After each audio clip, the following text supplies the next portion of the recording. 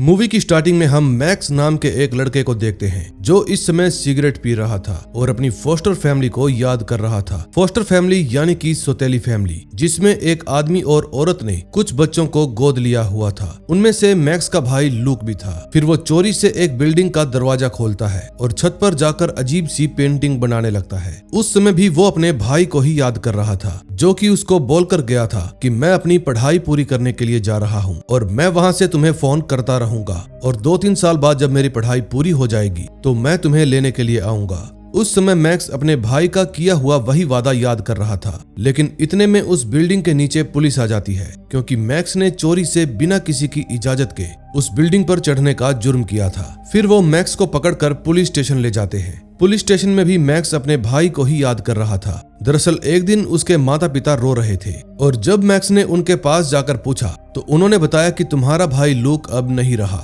इसलिए अब वो कभी भी वापस नहीं आएगा। मरने से पहले उसने एक नोट छोड़ा था कि उसको कॉलेज में कुछ परेशानी थी, इसलिए उसने अपनी जान दे दी। तभी मैक्स से मिलने के लिए उसके पापा आते हैं और कहते हैं कि तुम कब तक इस तरह के काम करते रहोगे और मैं तुम्हें बचाता रहूंगा। मैंने इस बार फिर से जज साहब के सामने रिक्वेस्ट की कि तुम्हें कोई भी सजा ना सुनाए। उन्होंने कहा कि बदले में तुम्हें कम्युनिटी सर्विस करनी होगी 4 महीने तक ग्रीन मैंडोज रिटायरमेंट होम में, और अगर तुम रूल्स फॉलो नहीं करोगे तो सीधा जेल जाओगे। फिर मैक्स ओल्ड एज होम में जाने के लिए मान जाता है। तभी अगले ही दिन मैक्स को वहां पर छोड़ दिया जाता है। देखने में वो एक पुराने टाइप की बिल्डिंग थी जो एक वीरान जंगल में बनी हुई थी और उसके ऊपर वाली विंडो में से एक अजीब सा बूढ़ा लगातार बाहर ही झांक रहा था। मैक्स को भी ये जगह काफी अजीब लगती है, लेकिन मजबूरी थी कि कुछ भी करके 4 महीने तो यहाँ पर बिताने ही पड़ेंगे। फिर अंदर जाने पर मैक्स को लेस और जूनो नाम के 2 कर्मचारी मिलते हैं जो इस ओल्ड एज होम में जॉब किया करते थे।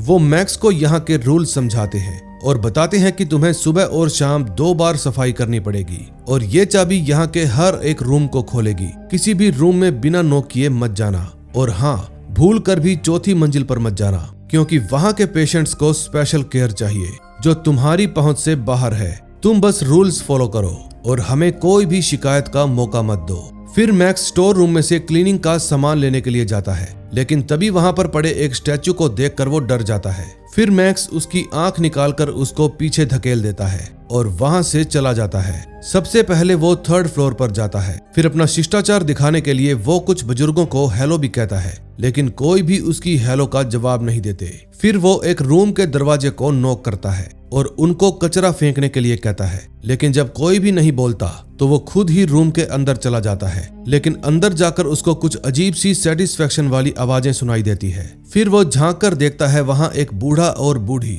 मुंह पर नकाब पहने इंटीमेट हो रहे थे।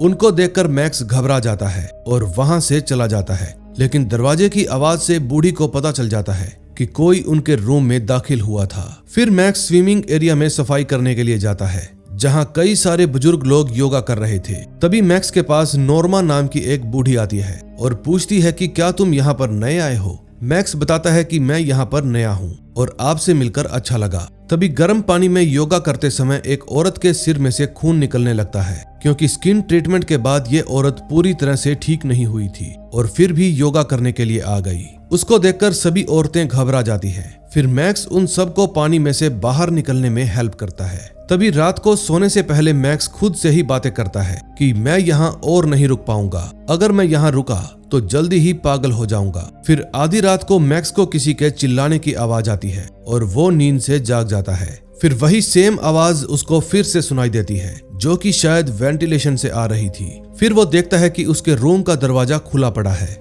इसलिए वो उठकर जल्दी से दरवाजा बंद कर देता है। अब लेट सोने की वजह से वो सुबह उठने में काफी लेट हो जाता है, इसलिए 2 लोग उसको बुलाने के लिए आते हैं। वो कहते हैं कि एक औरत ने गंदगी कर दी है और फिर उसने वही गंदगी दीवारों पर भी फैला दी है, इसलिए तुम्हें वो साफ करनी पड़ेगी क्योंकि तुम यहाँ के नए स्वीपर हो। फिर जैसे ही वो लोग दरवाजा खोलते हैं तो सब लोग उसका स्वागत करते हैं। वो बूढ़ा जो मैक्स को यहाँ पर बुलाकर लाया था बताता है कि मेरा नाम लो है और हमने सुना है कि कल तुम्हारा पहला दिन खराब गया, इसलिए क्यों ना आज तुम्हें एक शानदार वेलकम दिया जाए। फिर सभी लोग उसका तालियां बजाकर स्वागत करते हैं। तभी नॉर्मा कहती है कि अगर तुम्हें कोई तंग करे तो तुम मुझे बता देना, मैं सब संभाल लूंगी।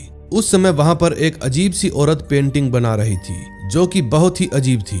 फिर उसकी मुलाकात डॉक्टर सेबियन से होती है जो कि बताते हैं कि मैं यहाँ का स्टाफ डॉक्टर हूँ। तुम्हारी आंखें खूबसूरत है मैक्स, और काफी बड़ी बड़ी भी हैं। अब इस बात का क्या मतलब था, ये हमें आगे चलकर पता चलेगा। तभी रात को जब मैक्स अपने रूम में सो रहा था तो वही नकाब वाली औरत उसके पास आकर लेट जाती है, और फिर जैसे ही मैक्स की आंखें खुलती है तो वो औरत कहती है कि तुमने कल जो देखा क्या तुम्हें अच्छा लगा मैक्स। तभी वहां पर उस औरत का बॉयफ्रेंड भी आ जाता है और उसको देखकर मैक्स नींद से जाग जाता है। तभी उसको अजीब सा म्यूजिक सुनाई देता है। फिर वो उस म्यूजिक का पीछा करते करते एक रूम तक पहुंच जाता है और देखता है कि वहां पर एक कपल डांस कर रहा था। उनको इस तरह एंजॉय करते देख मैक्स को खुशी मिलती है, लेकिन जब वो वापस जाने लगता है तो उसको वही अजीब सी आवाज फिर से सुनाई देती है, जो कि वेंटिलेशन में से ही आ रही थी। तभी अचानक से नोर्मा आ जाती है और पूछती है कि तुम यहाँ पर क्या कर रहे हो। मैक्स कहता है मुझे नींद नहीं आ रही थी। फिर नोर्मा कहती है कि मुझे भी अक्सर रात को नींद नहीं आती, आओ मेरे रूम में चलो, वहां चलकर खूब बातें करेंगे। फिर जब मैक्स उसके रूम में जाता है तो उसको वहां जमीन पर एक छोटा सा खिलौना पड़ा हुआ मिलता है। फिर पूछने पर नोर्मा बताती है कि ये मेरी दोस्त एस्टर का है, जो कुछ साल पहले चल बसी। फिर मैक्स आधी फटी हुई पेंटिंग के बारे में पूछता है। नोर्मा बताती है कि ये पेंटिंग मुझे मेरे बेटे ने गिफ्ट की थी, लेकिन एक बार हमारा झगड़ा हो गया और उसने गुस्से में आकर इस पेंटिंग को फाड़ दिया। अफसोस अब वो इस दुनिया में नहीं है। फिर नेक्स्ट डे जब मैक्स लो से बातें कर रहा था तो जून वहां पर आती है और कहती है कि 3rd फ्लोर पर तुम्हारी जरूरत है, वहां पर कोई लिक्विड सा फैला हुआ है। फिर मैक्स उस लिक्विड को साफ करने के लिए 3rd फ्लोर पर चला जाता है। सफाई करते वक्त उसको फिर से एक बार वही चीखने की आवाज सुनाई देती है, लेकिन इस बार उससे रहा नहीं जाता, इसलिए वो ऊपर जाकर चेक करने का फैसला करता है। लेकिन लिफ्ट में 3rd फ्लोर का बटन काम ही नहीं कर रहा था। फिर वो सीढ़ियों से जाता है और 4th फ्लोर का लॉक पिन से खोलकर अंदर चला जाता है। अंदर जाकर वो देखता है कि वहां व्हील चेयर पर कुछ बूढ़े आदमी अधमरी सी हालत में बैठे हुए हैं। किसी के मुंह से राल टपक रही थी तो किसी के नाखून बड़े हुए थे और किसी की तो आंखों से ही खून बह रहा था। तभी एक बूढ़ा मैक्स की तरफ देखकर पैनिक हो जाता है और उसको मारने के लिए उसकी तरफ बढ़ने लगता है। फिर वो मैक्स पर हमला कर देता है। तभी मैक्स उससे बचने की कोशिश करता है, लेकिन इतने में वहां पर लेस और जून भी आ जाते हैं और वो उस बूढ़े को वापस से चेयर पर बिठा देते हैं और मैक्स को जाने के लिए कहते हैं। फिर कुछ देर बाद डॉक्टर मैक्स को मिलने के लिए बुलाते हैं और पूछते हैं कि रोकने के बावजूद तुम 4th फ्लोर पर क्या करने गए। मैक्स कहता है कि मैंने तो बस कुछ चीखें सुनी थी और फिर हेल्प करने के लिए मैं वहां पर चला गया। फिर डॉक्टर उसको समझाते हैं कि अगर तुम रूल्स के हिसाब से नहीं चलोगे और अपनी ही मन मर्जियां करोगे तो मजबूरी में हमें तुम्हें यहाँ से निकालना पड़ेगा और फिर तुम्हें जेल में भेज दिया जाएगा। फिर मैक्स उनको सॉरी कहकर वहां से चला जाता है। फिर रात को मैक्स देखता है कि स्विमिंग एरिया में सभी बूढ़े और स्टाफ वाले लोग मिलकर पार्टी कर रहे हैं। तभी नोर्मा वहां पर आ जाती है। फिर मैक्स उससे पूछता है कि आप पार्टी में क्यों नहीं गई। नोर्मा कहती है कि मेरा मूड नहीं था, लेकिन तुम 4थी मंजिल पर क्यों गए। फिर मैक्स कहता है कि जब मैं वहां पर गया तो मुझे फील हुआ कि यहाँ पर कुछ गड़बड़ चल रही है। फिर नोर्मा उसका हाथ पकड़कर कहती है दिल दिल को पहचान लेता है, इसीलिए तुम्हें यहाँ पर गड़बड़ लग रही है, लेकिन तुम कुछ भी नहीं कर सकते। तभी रात को एक बार फिर से मैक्स 4th फ्लोर पर पहुंच जाता है और वहां दीवार के साथ खड़े बुजुर्ग को कहता है कि मैं तुम्हें चोट पहुंचाने के लिए नहीं आया, बल्कि मैं तुम्हारी हेल्प करने के लिए आया हूँ। लेकिन वो बुजुर्ग मैक्स पर हमला कर देता है और किसी दूसरे बुजुर्ग की पेट से निकली हुई आंतड़ियों से मैक्स का गला घोंटने लगता है। लेकिन तभी अचानक से मैक्स की आंख खुल जाती है। फिर नेक्स्ट डे जब वो प्ले एरिया में बैठा बुजुर्गों की गेम देख रहा था तो उसकी नजर बाहर खड़े डॉक्टर, लेस और नोर्मा पर पड़ती है। डॉक्टर और लेस नोर्मा को डांट रहे थे और बोल रहे थे कि तुम कभी भी नहीं सुधरोगी। ये सब मैक्स को काफी अजीब लगता है। फिर रात को मैक्स नोर्मा के रूम में जाता है और देखता है कि उसने अजीब से कपड़े पहने हुए हैं। फिर नोर्मा बताती है कि महीने में एक बार लू मर्डर मिस्ट्री नाम का एक नाटक प्ले करवाता है। फिर मैक्स पूछता है सुबह आप उन लोगों से क्यों झगड़ रही थी। फिर नोर्मा कहती है कुछ नहीं, सब ठीक है। फिर मैक्स नोर्मा को एक इन्वेलप देता है जिसमें आधी बनी हुई पेंटिंग थी। मैक्स कहता है कि मैंने इस पेंटिंग को आपके रूम में लगी हुई पेंटिंग के जैसे ही बनाने की कोशिश की है, उम्मीद है ये एकदम फिट बैठेगी। फिर नोर्मा उस पेंटिंग को देखकर भावुक हो जाती है और कहती है दिल दिल को पहचानता है। फिर वो बताती है कि यहाँ पर बहुत गड़बड़ चल रही है, यहाँ बहुत खतरा है, तुम्हें यहाँ से अभी की अभी निकल जाना होगा। तभी उनको वहां पर कोई आदमी आता हुआ नजर आता है। फिर नॉर्मा कहती है मुझे अभी जाना होगा, मैं तुमसे कल बात करूंगी। फिर मैक्स अपने रूम में जाकर इस बारे में बहुत सोचता है कि इस जगह में क्या गड़बड़ हो सकती है। जब उसको अपने ही सवाल का जवाब नहीं मिलता तो वो जूनो के पास जाता है और पूछता है कि नॉर्मा कहाँ है। जूनो बताती है कि उसकी डायबिटीज के कारण उसका ब्लड शुगर लो हो गया है, इसलिए उसको 4th फ्लोर पर लेकर गए हैं। हम रात भर उसकी केयर करेंगे और जब वो ठीक हो जाएगी तो सुबह वापस आ जाएगी, तुम रिलैक्स हो जाओ। फिर मैक्स वहां से चला जाता है। अगले दिन सुबह जब वो बाहर गार्डन में साफ सफाई कर रहा था तो उसको ऊपर वाले फ्लोर पर वही बूढ़ा नजर आता है जो अपने दांतों से अपनी उंगलियां चबा रहा था। लेकिन इतने में ऊपर के फ्लोर से एक औरत नीचे आकर गिरती है और वो औरत कोई और नहीं बल्कि नॉर्मा थी, जो कि मैक्स को कुछ बताने के चक्कर में बेमौत मारी गई। फिर कुछ देर बाद वहां पर पुलिस वाले भी आ जाते हैं और नॉर्मा की बॉडी को अपने साथ ले जाते हैं। तभी डॉक्टर वहां पर आता है और ऑफिसर को लेटर देते हुए कहता है कि ये लेटर हमें नॉर्मा के रूम से मिला है। इसमें लिखा है कि मैं अपने मरे हुए बेटे से मिलने जा रही हूँ। अब इस घटना से मैक्स को बहुत गहरा धक्का लगता है और वो रोने लगता है। फिर नेक्स्ट डे नॉर्मा का फ्यूनरल किया जाता है जिसमें सब लोग शामिल होते हैं। फ्यूनरल के बाद मैक्स लू के पास जाता है क्योंकि लू ही नॉर्मा का सबसे अच्छा दोस्त था। मैक्स पूछता है क्या तुम्हें सच में लगता है कि उसने खुदकुशी की होगी? लू पूछता है तुम ये सब क्यों पूछ रहे हो? फिर मैक्स बताता है कि वो मुझे कुछ बताना चाहती थी। मरने से एक रात पहले वो मुझे बोली कि इस जगह पर कुछ गड़बड़ है, कुछ बहुत ही ज्यादा गलत। फिर ये बात सुनकर लू अजीब अजीब सी हरकतें करने लगता है और फिर ऐसे रिएक्ट करता है जैसे उसने मैक्स की कोई भी बात नहीं सुनी। तभी रात को सोते वक्त मैक्स को फिर से अजीब अजीब से सपने आने लगते हैं। फिर वो उठकर देखता है कि उसके रूम के बाहर कोई टहल रहा है। फिर वो अपने रूम के बाहर झांक कर देखता है तो उसको वहां पर कोई भी नजर नहीं आता, लेकिन बाहर एक लाइट पड़ी थी। फिर वो उस लाइट को लाकर अपने रूम में जला कर देखता है। उस लाइट की रोशनी में उसको अपनी दीवार पर कुछ वर्ड्स लिखे हुए मिलते हैं, फाइंड द मार्क्ड वंस। फिर वो उस लाइट को लेकर लू के कमरे में जाता है और वहां पर मार्क खोजने लगता है। फिर जैसे ही लू करवट बदलता है तो मैक्स को उसकी गर्दन पर एक मार्क मिलता है। फिर नेक्स्ट डे वो अपने पेरेंट्स के पास वीडियो कॉल करता है। उसके पापा कहते हैं कि तुम वहां जाकर काफी कमजोर हो गए हो, खाना नहीं खाते क्या? मैक्स बताता है कि मैं अच्छे से सो नहीं पाता, शायद इसीलिए कमजोर हो गया हूँ। मुझे लगता है कि यहाँ पर कुछ गड़बड़ है और इन लोगों को मेरी जरूरत है, इसलिए मुझे इनकी हेल्प करनी होगी। फिर मैक्स जाता है नॉर्मा के रूम में और वहां जाकर पूरे रूम को अच्छे से चेक करने लगता है कि शायद कुछ काम की चीज मिल जाए। लेकिन तभी वहां पर लेस आ जाता है और पूछता है कि तुम यहाँ पर क्या कर रहे हो, चलो निकलो यहाँ से, अब मुझे डॉक्टर को तुम्हारे बारे में बताना ही होगा। और फिर वो पुलिस को बुलाएगा और पुलिस तुम्हें यहाँ से ले जाएगी। फिर मैक्स कहता है मैं तो बस यहाँ पर कोई ऐसा सामान लेने के लिए आया था जिससे मैं नॉर्मा को याद रख सकूं। लेकिन लेस कहता है कि उसका सारा सामान यहाँ से निकाल दिया गया है और जो थोड़ा बहुत सामान बचा है उसको बेसमेंट में जला दिया जाएगा। फिर मैक्स उसको थैंक यू कहकर वहां से चला जाता है। फिर वहां से निकलकर मैक्स सीधा बेसमेंट में जाता है जहां उस पूरे घर को गर्म रखने के लिए आग जला रखी थी। फिर वो वहां पर पड़े हुए नॉर्मा के सामान को चेक करता है जिसमें उसको वही लकड़ी का खिलौना मिलता है जिसको उसने पहले भी नॉर्मा के रूम में देखा था। फिर वो उस प्याले जैसे खिलौने को अपने पास रख लेता है, जिसके बाद वो नॉर्मा की एक डायरी उठाता है जिसमें वो अपने दिल की बातें लिखा करती थी। डायरी में लिखा था कि मैक्स का उनसे 4थी मंजिल पर सामना हुआ। मैक्स को आने वाले खतरे के बारे में पता होना चाहिए। वो रात को आते हैं सुई और अपने कुत्तों के साथ। लगता है अगला नंबर मेरा ही होगा और वो मुझे भी बदल देंगे। फिर मैक्स उस डायरी को जला देता है और वहां से सीधा लो के रूम में जाता है। अंदर जाते ही वो लो को बताता है कि नॉर्मा मुझे बताना चाहती थी कि वो लोग सुई और कुत्तों के साथ आते हैं। फिर लो कहता है कि उनकी सुई तलवार से भी खतरनाक है।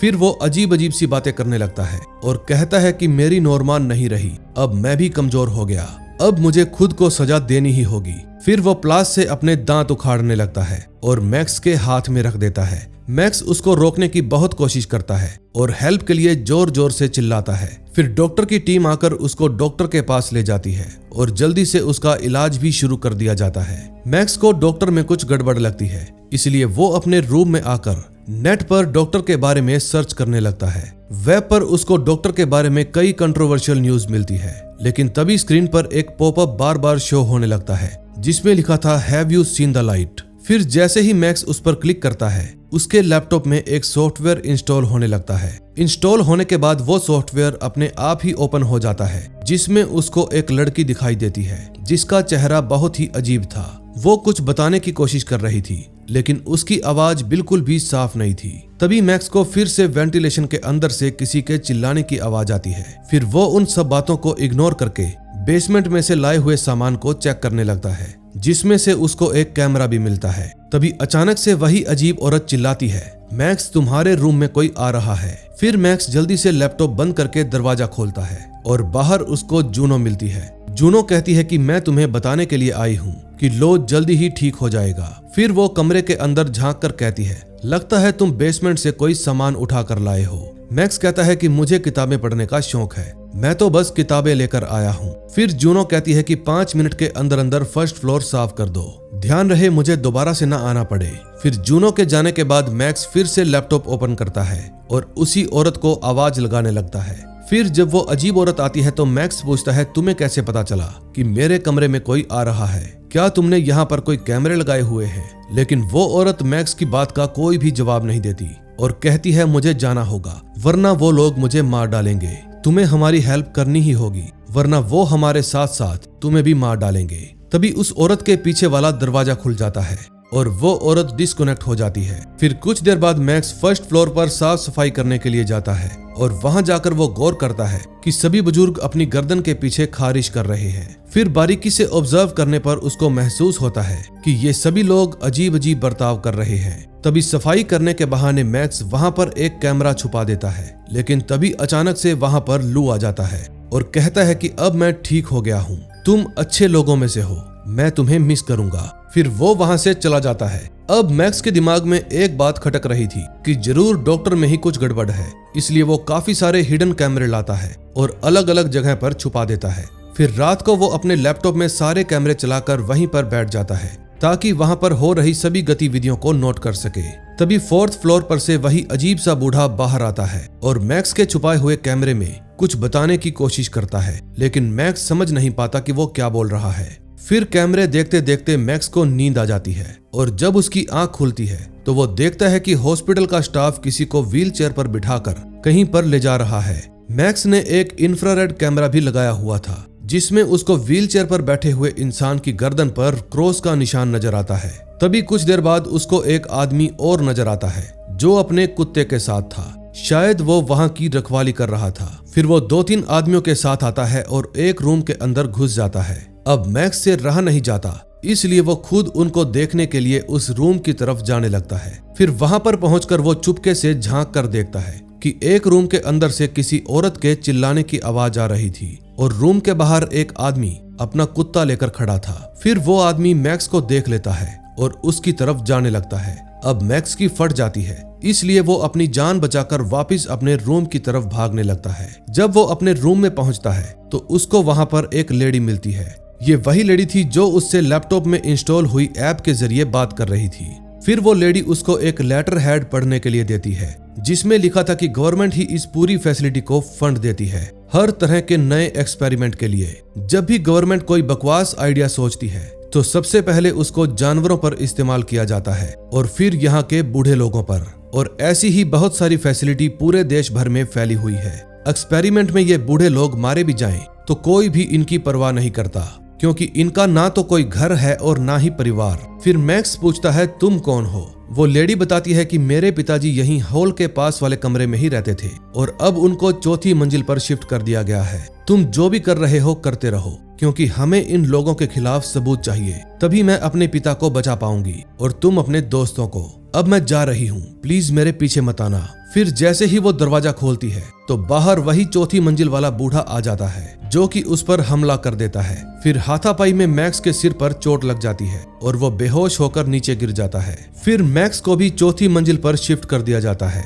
वहां ले जाकर डॉक्टर उसका एक दांत उखाड़ता है और जैसे ही उसकी आंख में सुई लगाने लगता है मैक्स की आंख खुल जाती है और वो खुद को एक सेफ इन्वायरमेंट में पाता है। फिर जूनो उसको बताती है कि तुम इस समय बिल्कुल ठीक हो। 4थी मंजिल का एक पेशेंट वहां से भागकर तुम्हारे कमरे में आ गया था जिसके कारण तुम्हारे सिर पर चोट लग गई और तुम बेहोश हो गए। अब मैं जाकर डॉक्टर को बताती हूँ कि तुम होश में आ गए। फिर जूनो के बाहर जाते ही मैक्स अपना सारा सामान उठाता है और वहां से खिसक लेता है। फिर वो एक गैस स्टेशन पर जाकर अपने पेरेंट्स को भी वहां पर बुला लेता है, जो कि मैक्स को अपने घर पर ले आते हैं। घर पर आने के बाद मैक्स 2 नई लड़कियों को देखता है। फिर उसकी माँ बताती है कि ये तुम्हारी फोस्टर सिस्टर है, जिनको कुछ दिन पहले ही यहाँ पर लाया गया है। फिर वो मैक्स को उसके रूम में छोड़ने के लिए चली जाती है। अगले दिन सुबह जब मैक्स की आंख खुलती है तो वो अपनी माँ को अपने सामने बैठा हुआ देखता है। फिर उसकी माँ कहती है कि तुम सही काम करने की कोशिश कर रहे थे, दिल दिल को पहचानता है। ये बात सुनकर मैक्स को नोर्मा की याद आ जाती है।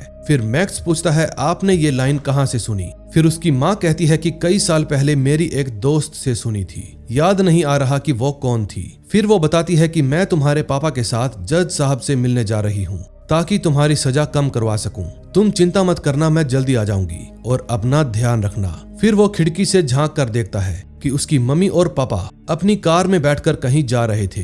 फिर वो जल्दी से अपनी सौतेली बहनों के पास जाता है और नोर्मा की तस्वीर दिखाकर पूछता है कि क्या तुमने कभी इस लेडी को यहाँ पर देखा है? लेकिन उसकी बहनें मना कर देती है। फिर वो जल्दी से घर में छानबीन करने लगता है, लेकिन जब उसको कुछ भी नहीं मिलता तो वो परेशान होकर बैठ जाता है। तभी उसकी बहनें उसके पास आती है और पूछती हैं कि क्या आपको वो सीक्रेट प्लेस मिला, क्योंकि वो लकड़ी का खिलौना सीक्रेट प्लेस में ही पड़ा हुआ था। फिर वो दोनों लड़कियां मैक्स को वो सीक्रेट प्लेस दिखाने के लिए ले जाती हैं, जो कि एक अलमारी के अंदर बनी हुई थी। उस जगह पर बहुत सी अजीबोगरीब चीजें पड़ी हुई थी। फिर मैक्स वहां पर अपने खिलौने जैसे और भी कई सारे खिलौने देखता है।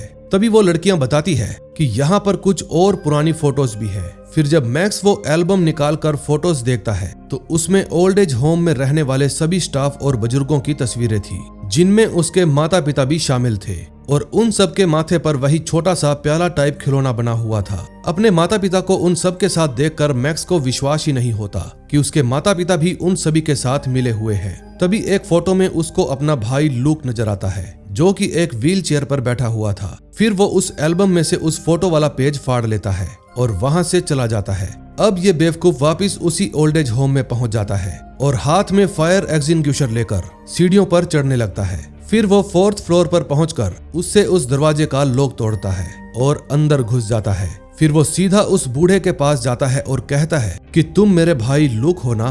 फिर वो बूढ़ा कहता है तुम मैक्स हो, मैं तुम्हें पहचानता हूँ। दरअसल वो बूढ़ा बार बार मैक्स के पास हेल्प के लिए ही जाता था, लेकिन मैक्स तो समझ ही नहीं पाया। अब एक दूसरे से मिलकर दोनों की बचपन की यादें ताजी हो जाती हैं। तभी मैक्स उसको वो फोटो दिखाते हुए कहता है कि जब तुम कॉलेज में पढ़ते थे तो क्या तुम इसी जगह पर काम करते थे? लूक कहता है हाँ। फिर वो बाकी के लोगों से भी वो फोटो दिखाकर पूछता है कि क्या तुम भी इस फोटो में हो, और वो सभी भी हाँ कहते हैं। फिर मैक्स पूछता है कि आखिर तुम लोगों के साथ क्या हुआ है, लेकिन इतने में लेस वहां पर आकर मैक्स के गले में बेहोशी का इंजेक्शन लगा देता है। फिर कुछ देर बाद वो सब लोग मैक्स को एक व्हील चेयर के साथ बांधकर उसके साथ एक फोटो खिंचवाते हैं। तभी लोग कहता है कि आज तुम ही यहाँ के गेस्ट ऑफ ऑनर हो, इसलिए एंजॉय करो। फिर वो मैक्स का उन सब से इंट्रोडक्शन करवाता है, जिनमें उसके माता पिता भी शामिल थे। फिर वो बताता है कि हम चाहते तो हम तुम्हें पहली रात ही गायब कर सकते थे, लेकिन हम सब तुम्हारे साथ खेलना चाहते थे, जैसे हम बाकियों के साथ खेलते हैं। जैसे कि गर्दन के पीछे बना हुआ मार्क, वो मेरी ही पागलपंती थी। ये सब इसी खेल का हिस्सा है, ताकि तुम ट्रोल हो जाओ और हमें खूब मजा आए। फिर डॉक्टर कहता है लू मुझे समझाने दो। फिर डॉक्टर बताता है कि हमें अपने शिकार से खेलना पसंद है और अब हम तुम्हारी एनर्जी और तुम्हारा एसेंस दोनों निकालेंगे। तुम्हारा वापस यहाँ पर आने के लिए शुक्रिया। फिर वो लोग उसको पकड़कर 4th फ्लोर पर ले जाते हैं और ऑपरेशन थिएटर में लिटाकर बताते हैं कि दाईं आंख के पीछे एक छोटी सी थैली होती है, जहाँ पर हमारी देवी डिया का नेक्टर होता है। साइंस तो कहती है कि वो तो बस बॉडी का एक पार्ट है, लेकिन हमारी देवी डिया ने बताया कि यही इंसान को जवानी और ताकत देता है। अब हम तुमसे तुम्हारा नेक्टर ले लेंगे, क्योंकि जैसे जैसे उम्र बढ़ती है हमारा नेक्टर खत्म होता जाता है, लेकिन हम तुमसे हर रोज ये नेक्टर नहीं लेंगे, बस कभी कभी ही लेंगे। इसी नेक्टर की वजह से हम हमेशा जवान रहते हैं। फिर उसका पिता बताता है कि मैं और तुम्हारी मॉम 109 साल के हैं। फिर एक और सन की बूढ़ा बताता है कि मैं 114 साल का हूँ। डॉक्टर बताता है कि मैं अभी 93 का ही हुआ हूँ, और लू बताता है कि मैं सबसे बड़ा हूँ, 128 साल का। और अब हम जो तुम्हारी आंख में से निकालने वाले हैं, इसी की वजह से हम हर पल जोशीले रहते हैं और किसी भी वक्त इंटीमेट होने के लिए तैयार हो जाते हैं। फिर उसकी माँ बताती है कि हमने अपने ज्यादातर फोस्टर बच्चे यहीं पर भेजे हैं ताकि उनका नेक्टर निकाल सके।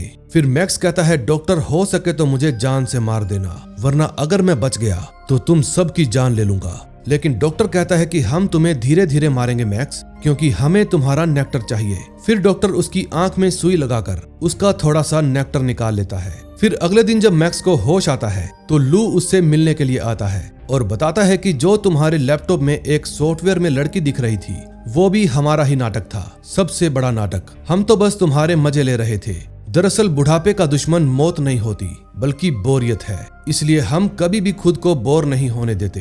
अब बेहतर होगा कि तुम सो जाओ मेरे बूढ़े दोस्त। फिर कुछ घंटे बाद जब मैक्स को दोबारा से होश आता है तो वो देखता है कि उसका भाई लूक व्हील चेयर की रिम में से एक स्पोक तोड़ देता है और फिर उससे अपने पास बैठे सभी बूढ़ों की आंखें फोड़ देता है। फिर वो आंखों में से निकलने वाला लिक्विड एक जार में इकट्ठा कर लेता है और खुद की आंख का लिक्विड भी जार में इकट्ठा करके मैक्स को पिला देता है, जिसके कारण मैक्स पहले से भी ज्यादा ताकतवर हो जाता है। फिर थोड़ी देर बाद जब जूनो वहां पर आती है तो देखती है कि सभी लोग वहां पर बूढ़े होकर इधर उधर गिरे पड़े हैं। तभी पीछे से मैक्स आता है और साइकिल की स्पोक से जूनो का काम तमाम कर देता है। ये देखकर उसका भाई लूक बहुत खुश हो जाता है। फिर मैक्स टूल बॉक्स में से एक हथौड़ा और कुल्हाड़ी निकालता है और बाहर जाकर कत्लेआम मचा देता है। उसके रास्ते में जो कोई भी आता है वो उसको मौत के घाट उतार देता है। शायद उसके अंदर जॉन विक की आत्मा घुस गई थी। फिर देखते ही देखते वो उस ओल्ड एज होम के सभी घिनौने बूढ़ों को टपका देता है। लेकिन तभी उसको मारने के लिए लेस आता है, लेकिन मैक्स उसको भी मार डालता है। फिर बारी आती है उसके प्यारे दोस्त लू की, जो कि इस समय एक अलमारी के अंदर छुपा हुआ था। लेकिन बकरे की अम्मा कब तक खैर मनाएगी,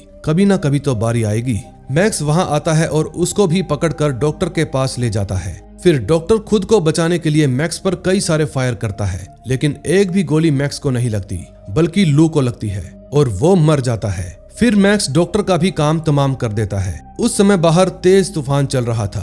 तभी मैक्स के माता पिता भागने की कोशिश करते हैं, लेकिन तूफान की वजह से घर की छत उखड़कर उनके ऊपर जा लगती है और उनका भी राम नाम सत्य हो जाता है। फिर मैक्स लू की आंखें चेक करता है, जो कि बिल्कुल सही सलामत थी। फिर वो जितने लोग वहां पर मरे पड़े थे उन सब की आंखों का नेक्टर निकालकर अपने भाई और उसके दोस्तों को पिला देता है, ताकि उन लोगों को जीने के लिए कुछ समय और मिल सके। फिर वो उन सबको आजाद कर देता है और इसी के साथ द होम मूवी का एंड हो जाता है। दोस्तों, अगर आपको ये स्टोरी अच्छी लगी हो तो प्लीज वीडियो को लाइक करके चैनल को सब्सक्राइब कर दें और अपने दोस्तों के साथ शेयर करना मत भूलना। मैं मिलूंगा आपसे इसी तरह की और मूवीज के साथ। Till then, bye bye.